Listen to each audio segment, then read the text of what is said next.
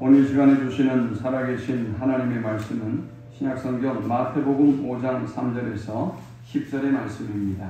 하나님 말씀 받을 때 다 함께 자리에 일으키셔서 한 목소리로 합독합니다. 심령이 가난한 자는 복이 있나니 천국이 그들의 것이며 애통하는 자는 복이 있나니 그들이 위로를 받을 것이며 온유한 자는 복이 있나니 그들이 땅을 기업으로 받을 것이며 의에 줄이고 목마른 자는 복이 있나니 그들이 배부를 것이며 긍휼히 여기는 자는 복이 있나니 그들이 긍휼히 여김을 받을 것이며 마음이 청결한 자는 복이 있나니 그들이 하나님을 볼 것이며 화평하게 하는 자는 복이 있나니 그들이 하나님의 아들이라 일컬음을 받을 것이며 의를 위하여 박해를 받은 자는 복이 있나니 천국이 그들의 것입니다. 아멘. 오늘은 산상수훈 그 6번째 시간입니다. 오늘 우리는 8절의 말씀 마음이 청결한 자는 복이 있나니 그들이 하나님을 볼 것임이요 라는 말씀을 중심으로 함께 은혜를 나누려고 합니다. 사람은 물리적인 눈 이외에도 여러 눈을 가지고 있습니다. 어떤 사람은 지혜의 눈이 있고 어떤 사람은 마음의 눈이 있고 또 어떤 사람은 영적인 눈이 있습니다. 어떤 사람은 수에 밝은 사람이 있고요. 어떤 사람은 사업에 밝은 눈을 가진 사람이 있습니다. 어떤 사람은 부동산에 아주 능한 사람이 있고 어떤 사람은 주식에 능한 눈을 가지고 있는 사람이 있습니다. 그런데 이 여러 가지 눈 중에 가장 중요한 눈이 있습니다. 바로 그것은 영적인 눈입니다. 영적인 눈이 열리지 않으면 우리는 영적인 세계를 볼 수가 없습니다. 영적인 눈이 열리지 않으면 하나님의 은혜를 깨닫지 못하고 하나님을 만날 수 없습니다. 영적인 눈이 열리지 않으면 여러분은 하나님의 자녀가 될 수가 없고 천국에 갈 수도 없습니다. 영적인 눈이 열리지 않은 채 신앙생활을 한다는 것은 참으로 고통스러운 일이 아닐 수 없습니다. 사도행전 9장에서 이렇게 말씀합니다. 아나니아가 떠나 그 집에 들어가서 그에게 안수하여 이르되 형제 사울아 주 곧 내가 오는 길에서 나타나셨던 예수께서 나를 보내어 너로 다시 보게 하시고 성령으로 충만하게 하신다니 즉시 사울의 눈에서 비늘 같은 것이 벗어져 다시 보게 된지라 했습니다. 사울은 영의 눈이 열리지 않아서 유대교에 심취해 있었고 교회와 많은 그리스도인들을 핍박하고 죽이는 일에 앞장섰습니다. 그러나 하나님께서 아나니아를 그에게 보내주셔서 그를 위하여 기도하게 하셨고 성령으로 충만하게 하시사 그의 눈에서 비늘 같은 것이 벗겨지고 그는 다시 새로운 눈을 갖게 되었습니다. 영의 눈이 열릴 때 우리는 바울처럼 하나님의 비밀을 깨달아 알게 됩니다. 하나님의 영광을 발견하게 됩니다. 영의 눈이 열리고 여러분이 거듭난 사람이 될 때 우리는 영적으로 능력 있는 성도가 되는 것입니다. 영의 눈이 열리게 될 때 히브리서 11장 3절의 말씀이 이해되고 고백되어집니다.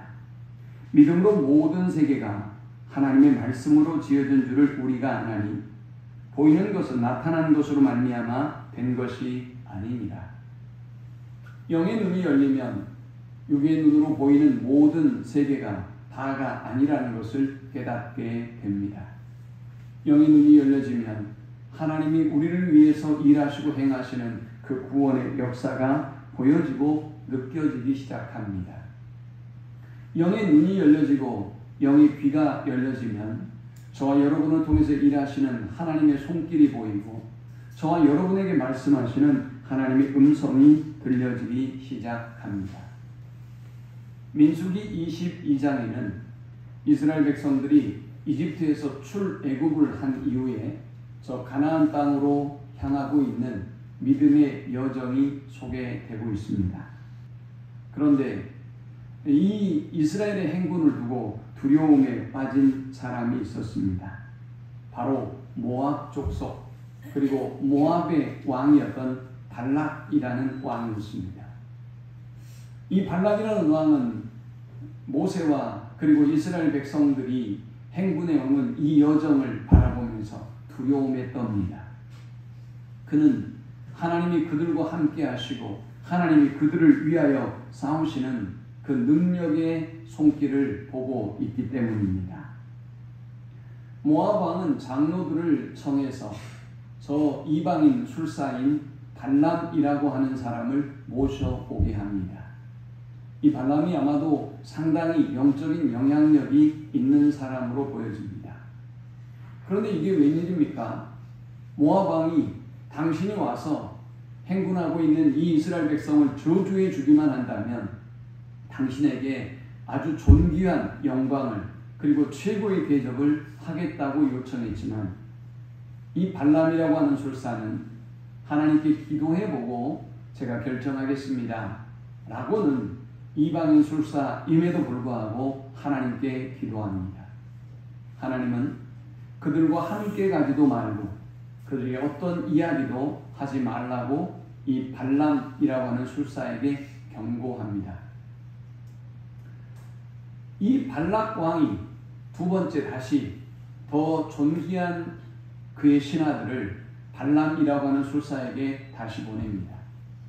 제발 오셔서 저 이스라엘 백성을 저주해 주기만 하신다면 이제 우리가 최고로 극진한 대접을 당신에게 하겠습니다 라는 요청을 합니다. 역시 이 발람이라고 하는 술사는 하나님 앞에 기도합니다.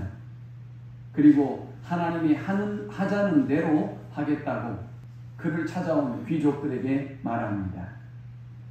발람은 또 하나님 앞에 기도했습니다. 하나님이 그에게 말씀합니다. 너는 함께 가라. 그러나 내가 너에게 이른 말 이외에는 다른 말을 해서는 안 된다 라고 말씀하셨습니다. 발람은 발락 왕 앞에 섰습니다. 그리고 그에게 하나님이 그에게 주셨던 예언을 쏟아내기 시작합니다. 민수기 23장 8절에 이렇게 말씀합니다. 하나님이 저주하지 않으신 자를 내가 어찌 저주하냐? 여호와께서 꾸짖지 않으신 자를 내가 어찌 꾸짖으랴?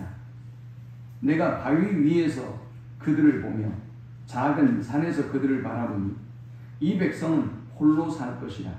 그를 여러 민족 중에 하나로 여기지 않으리로다 했습니다. 하나님께서 이스라엘 백성을 특별한 민족으로 삼으시고 다른 하찮은 민족과는 다르게 하나님이 구별하시고 그들과 함께 하신다는 말씀을 발락 왕에게 전합니다.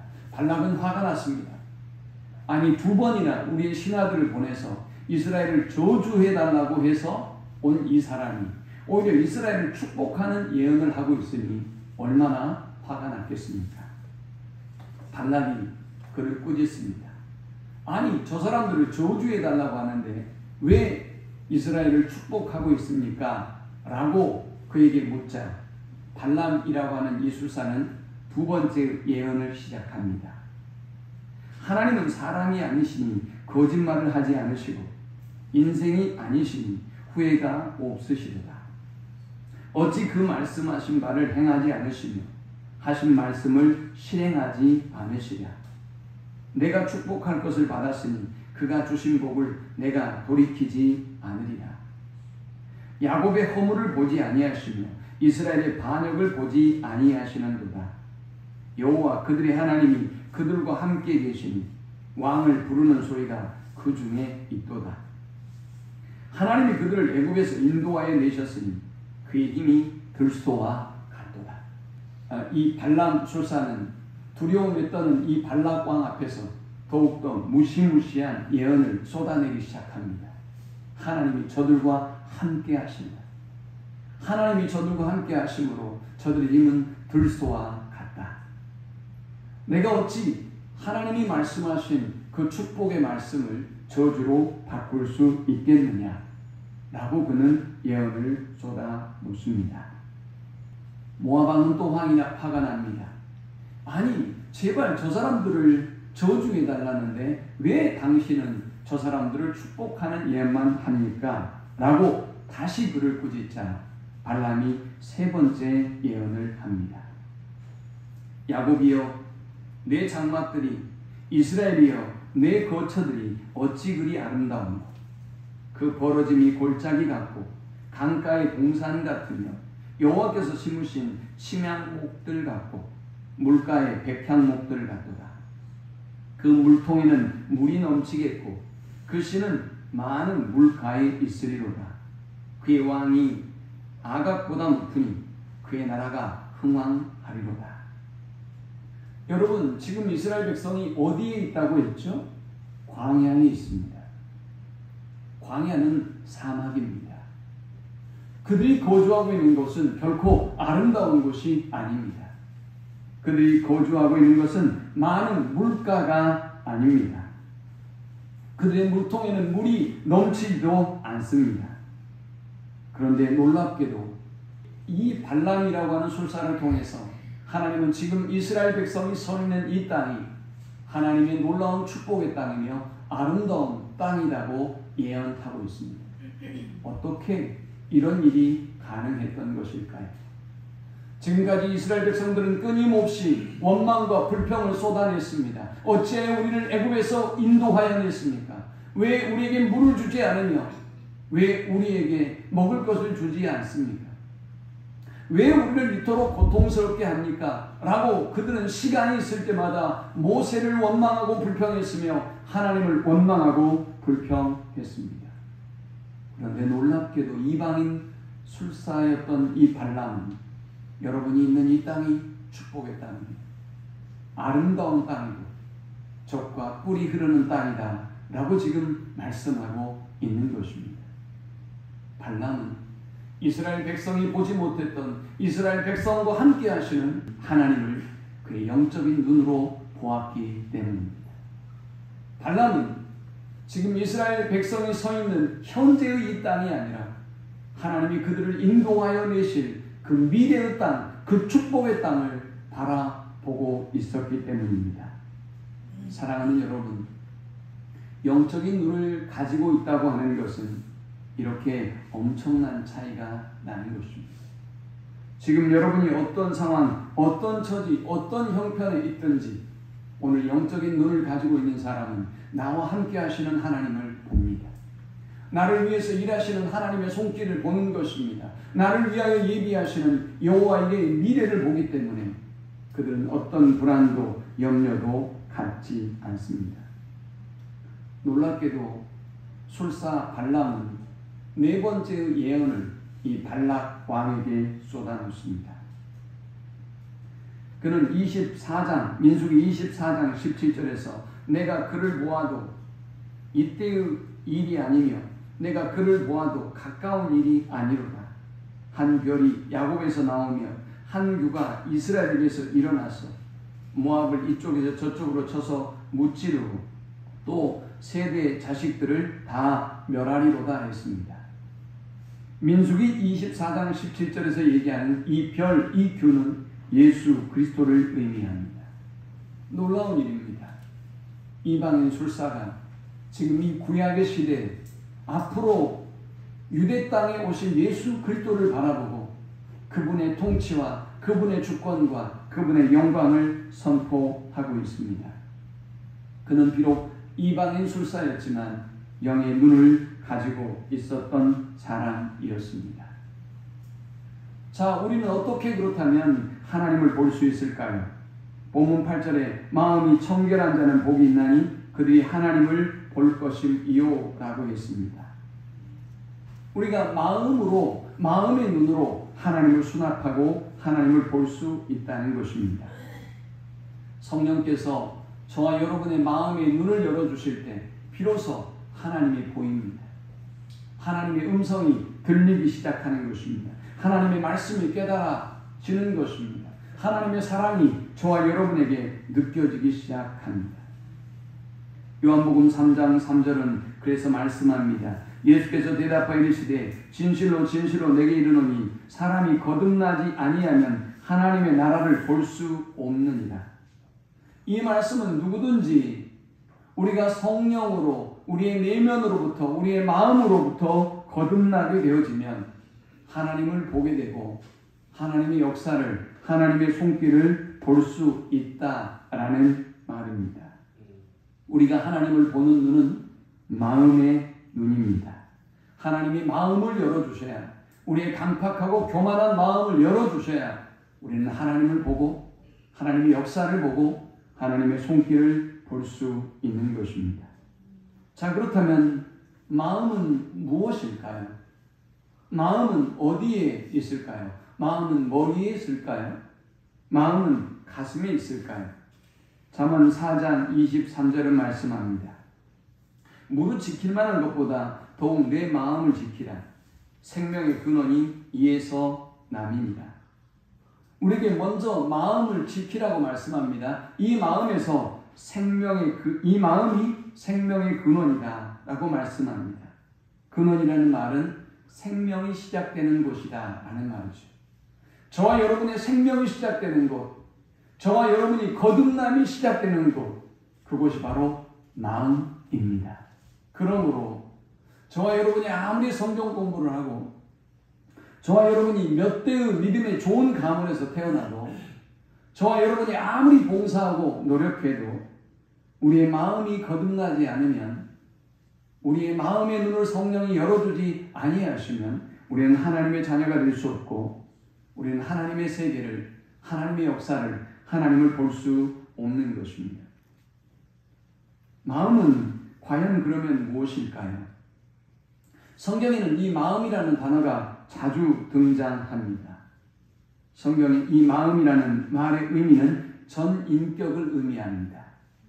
이 말은 지정의를 포함한 여러분의 전인격을 의미하는 것입니다.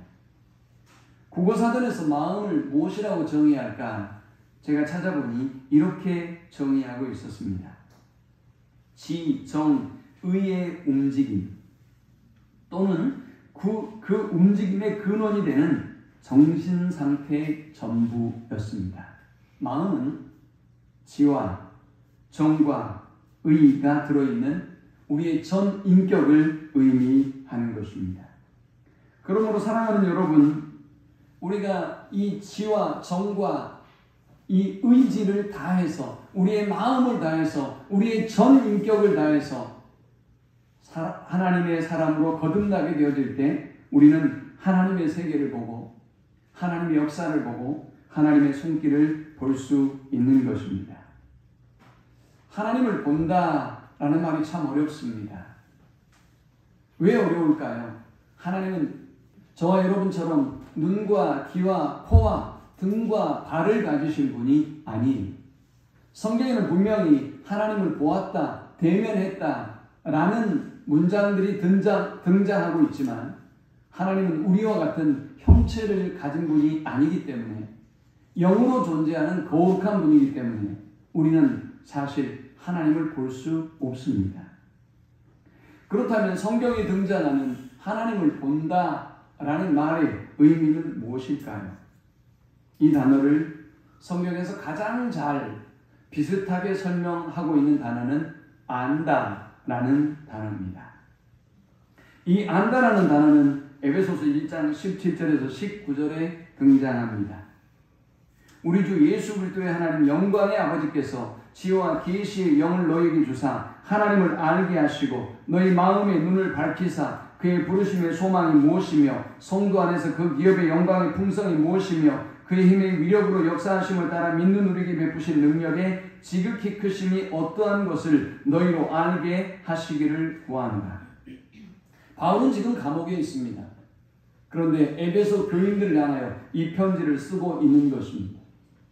에베소 교인들은 이미 하나님을 믿고 있는 사람들입니다. 하나님을 마음속에 영접한 사람들이고 하나님을 믿고 있는 사람들이, 그런 그들에게 바울이 이렇게 쓰고 있어요. 우리 주 예수 그리스도의 하나님 영광의 아버지께서 지혜와 계시의 영을 너희에게 주사 하나님을 알게 하시고 너희 마음의 눈을 밝히사라고 했습니다.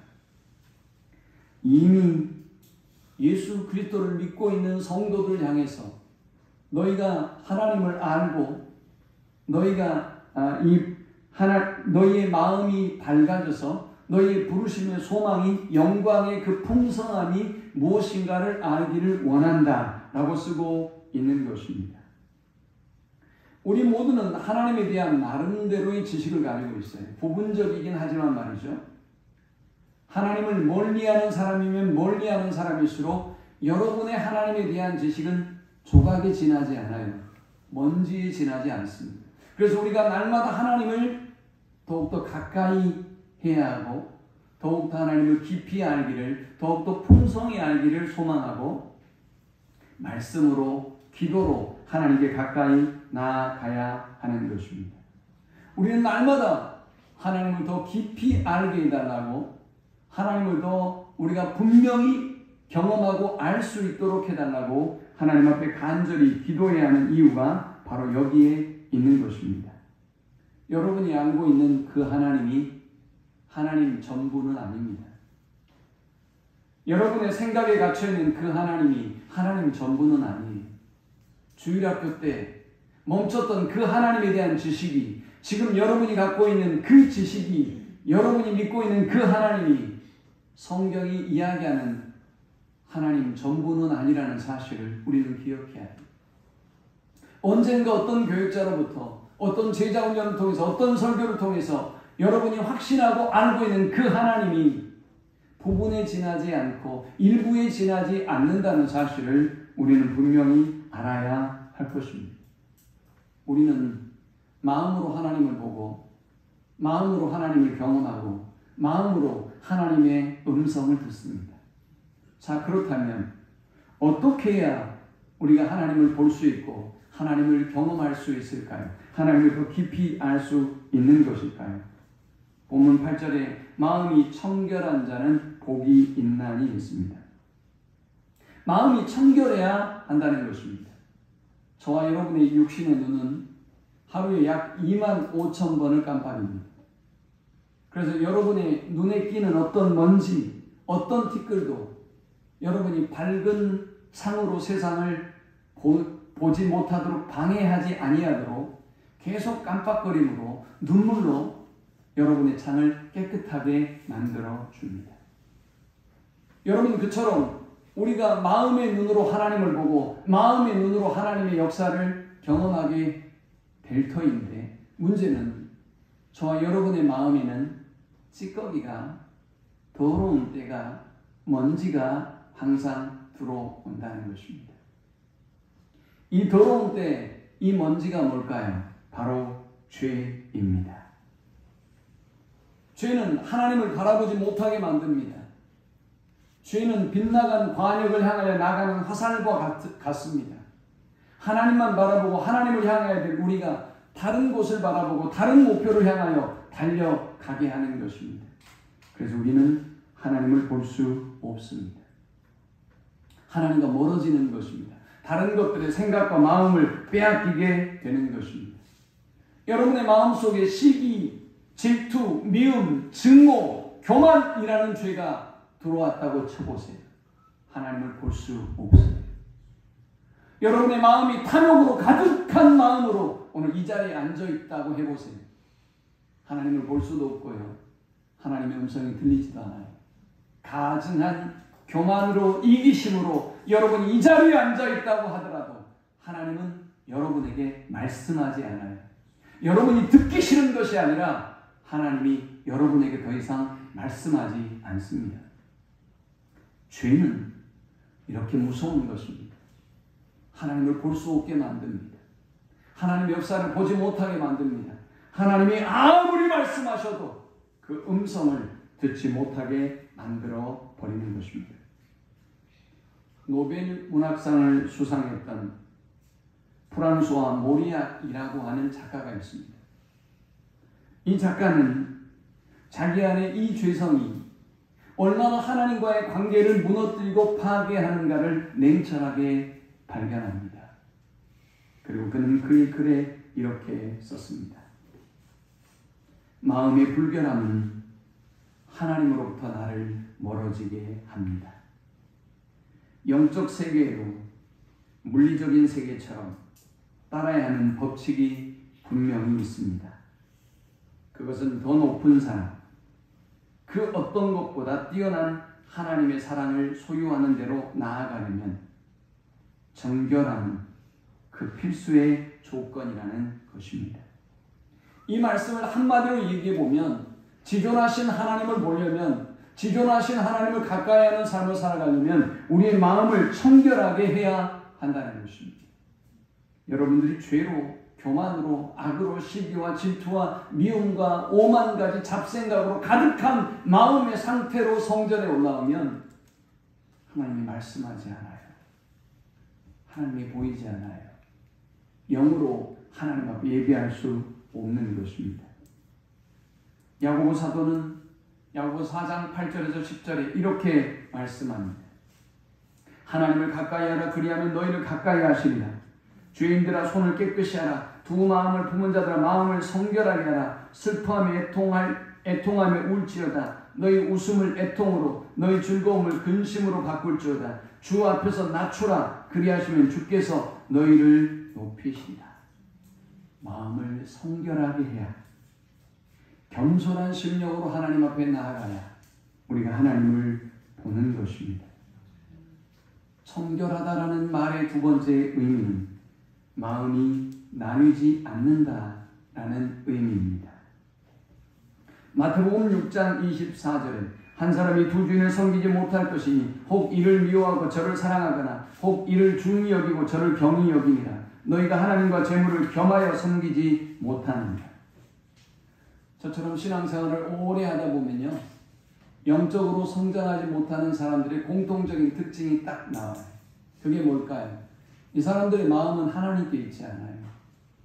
이 사람들의 마음은 하나님께 있기도 하지만 물질에 있고 세상에 있고 쾌락에 있고 사람이 있어요. 하나님이 절대적이지 않아요. 때를 따라 상황에 따라 하나님이 1번이 되기도 하고 하나님이 2번, 3번이 되기도 해요.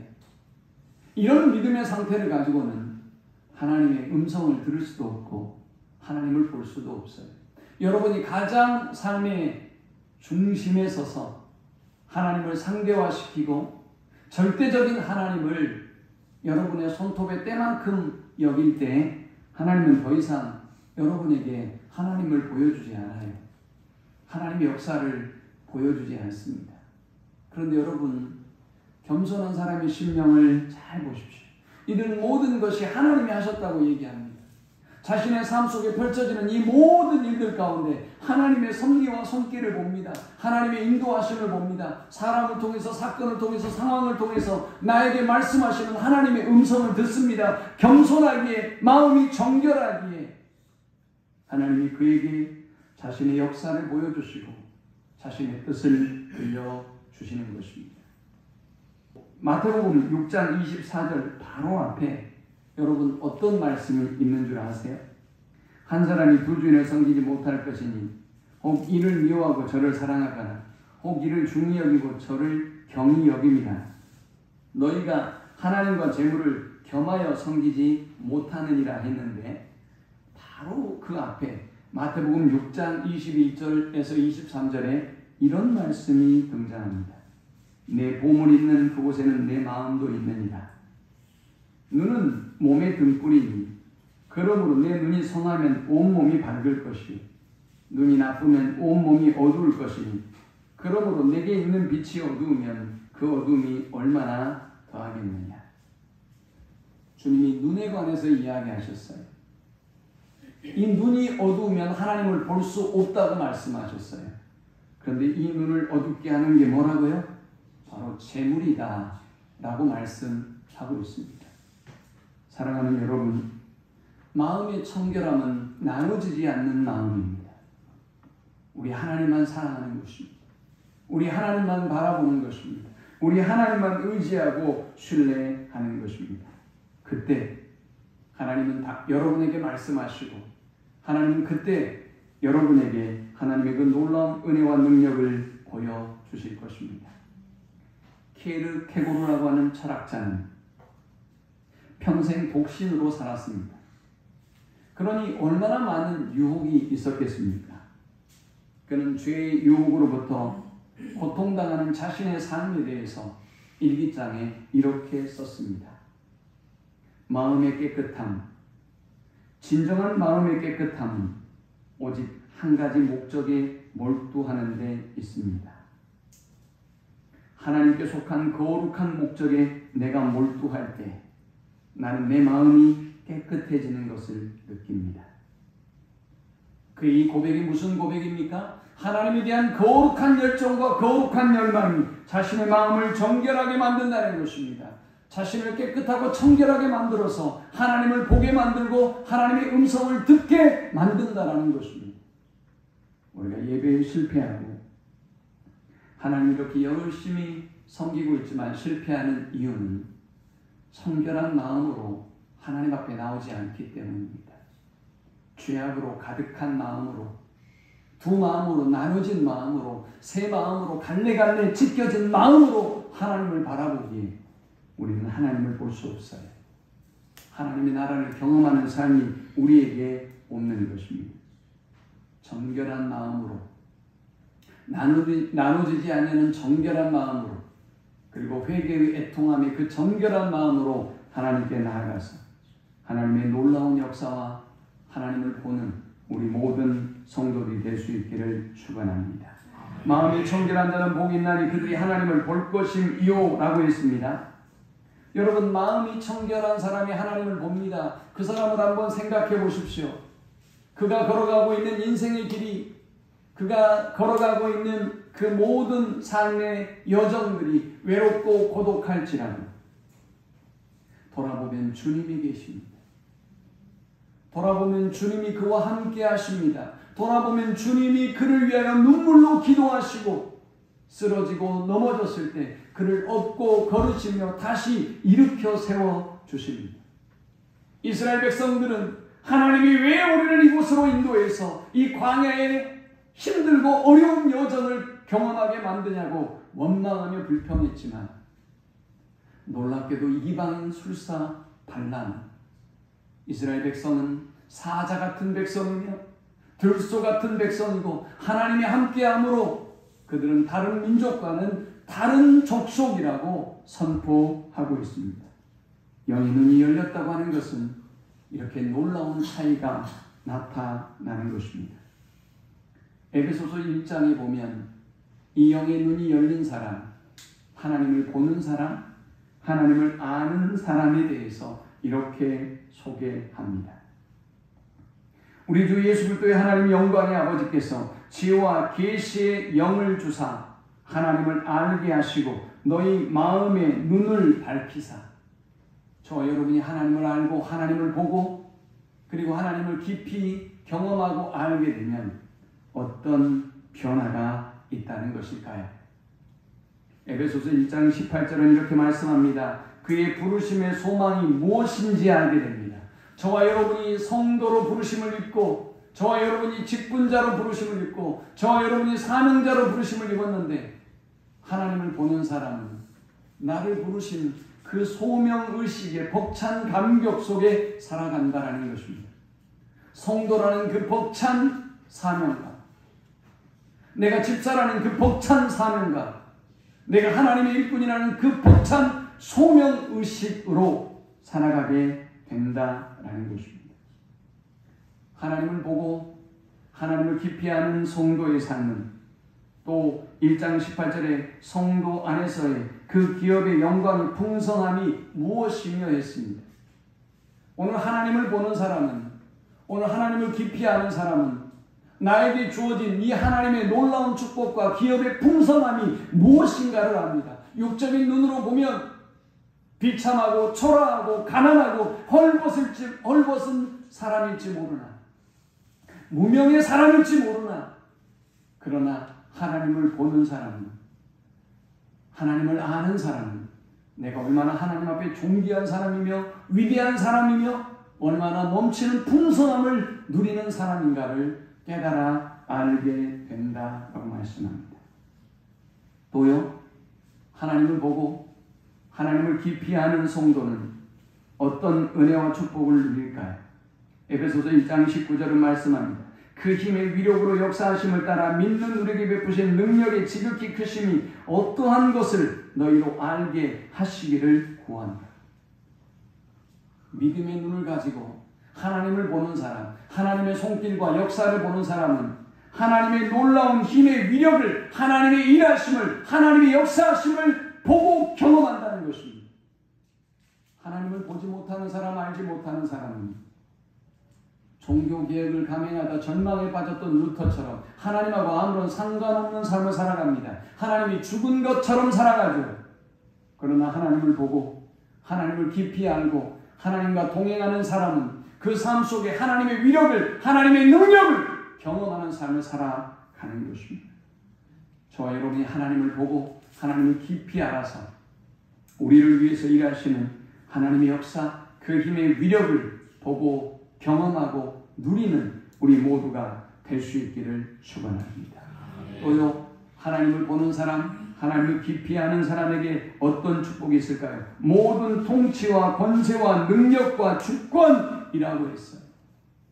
모든 주권, 모든 능력, 모든 통치, 모든 권세가 우리 주님께 있다는 것을 알게 됩니다. 그 주님이 나와 함께 하시고 그 주님이 나의 아버지라는 걸 알기 때문에 그는 당당하고 담대하게 세상을 살아낼 수 있는 것입니다. 말씀을 냈습니다. 바울은 에베소 1장을 끝내면서 성도들이 하나님을 더욱더 깊이 알고 하나님을 보기를 권면하면서 이렇게 마지막 1장 23절의 끝을 맺습니다. 교회는 그의 몸이니 만물 안에서 만물을 충만하게 하시는 이의 충만함이니라. 여러분들이 하나님을 보면, 하나님을 깊이 알아가면 여러분의 삶은 충만해집니다. 하나님으로 가득합니다. 하나님의 사랑으로 충만합니다. 나를 위해서 일하시고 역사하시는 하나님의 역사로 충만하게 되는 것입니다. 어디에서 이 충만함이 더욱더 충만하게 될까요? 교회 안에서입니다. 우리 믿음의 성도들과 나를 위해서 일하시고 행하시는 구원의 역사를 나누며 간증하고 함께 배우고 기도하면서 하나님의 역사가 얼마나 우리 가운데 충만하게 임하는지를 깨닫고 그 충만함을 누리게 되는 것입니다. 사랑하는 여러분, 누가 우리를 충만하게 한다고요? 만물을 충만하게 하시는 이가 우리를 충만하게 합니다. 저와 여러분이 돈을 벌어서 열심히 노력해서 충만하게 하는 것이 아니라 만물을 충만하게 하시는 이가 오늘 저와 여러분의 삶을 충만하게 만듭니다. 문제는 뭡니까? 우리가 그 하나님을 보지 못하고 있다는 것입니다. 마음의 청결함을 가지고 하나님을 보고 하나님의 음성을 듣고 하나님의 역사를 보고 우리를 충만케 하시는 그 충만을 삶 속에 충만히 누리며 살아가는 우리 모두가 될 수 있기를 축원합니다. 우리 함께 기도합시다.